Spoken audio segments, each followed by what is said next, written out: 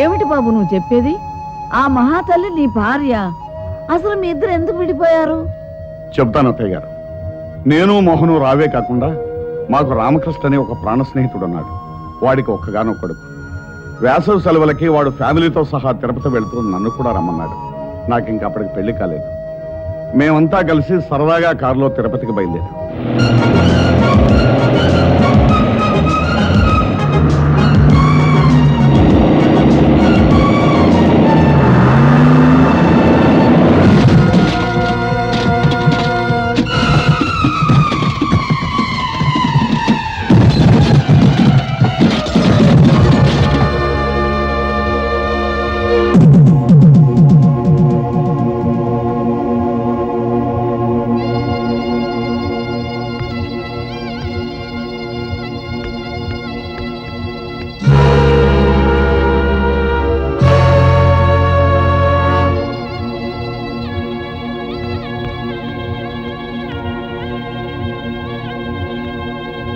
పెళ్ళయిన తర్వాత 1-2 సార్లు ప్రమీలతో విషయం చెప్పాలని ప్రయత్నించాను.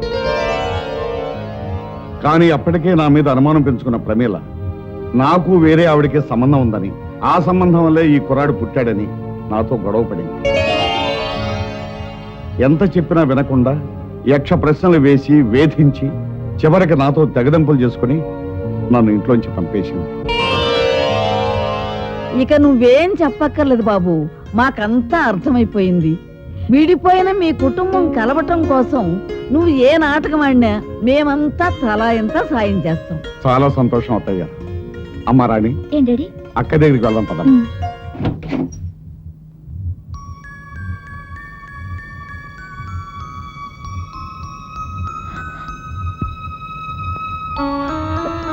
అమ్మా మధు, ఊరుకోమ్మా, ఊరుకో.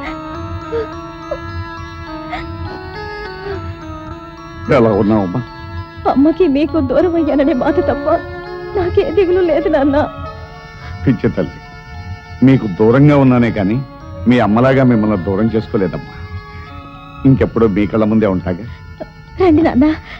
మధు, మీ అల్లుడు గారు నాన్న. ఇంతకాలం తర్వాత మీ మామయ్యని పరిచయం చేసుకోవాల్సి వచ్చిన దురదృష్టవంతుడు బాబు. భలేవారే మావయ్య, కొత్తగా మీ పరిచయం దేనికి? మీ అమ్మాయి మిమ్మల్ని తలుచుకొని రోజంటూ ఉంటేగా. పైగా మా మర్తల పిల్ల రోజు వచ్చి వాళ్ళ అక్కను ఓదార్స్తూనే ఉంటుంది. అవును నాన్న, పాపం బావగారు అనాథల్లా బాధపడకుండా రోజు ఇక్కడికి రావడం అలవాటు చేసుకున్నాను. చిన్నపిల్లవైనా నీ పెద్ద మనసుకి గర్వపడుతున్నానమ్మా. అంతకన్నా గర్వపడే విషయం మరొకటి ఉంది మావయ్య. మీ పెద్దమ్మాయి నన్ను తండ్రిగాను, మిమ్మల్ని తాతగాను ప్రమోట్ చేసింది. చాలా సంతోషం అమ్మా. నీకు పసుపు కుంకాలు ఇవ్వలేకపోయినా నువ్వు నన్ను పాపం చేస్తున్నావు. మీ ఆశీర్వాదం ఉంటే నాకంతే చాలు నాన్న. ఏ జన్మలో ఏ పాపం చేసుకున్నాము. మన కుటుంబంలో అందరూ ఒకరికొకరు కాకుండా అయిపోయాం. నేను అనుకున్నదంతా జరిగి మళ్ళీ మనందరం ఒకటయ్యే రోజు కోసం ఎదురు చూద్దాం.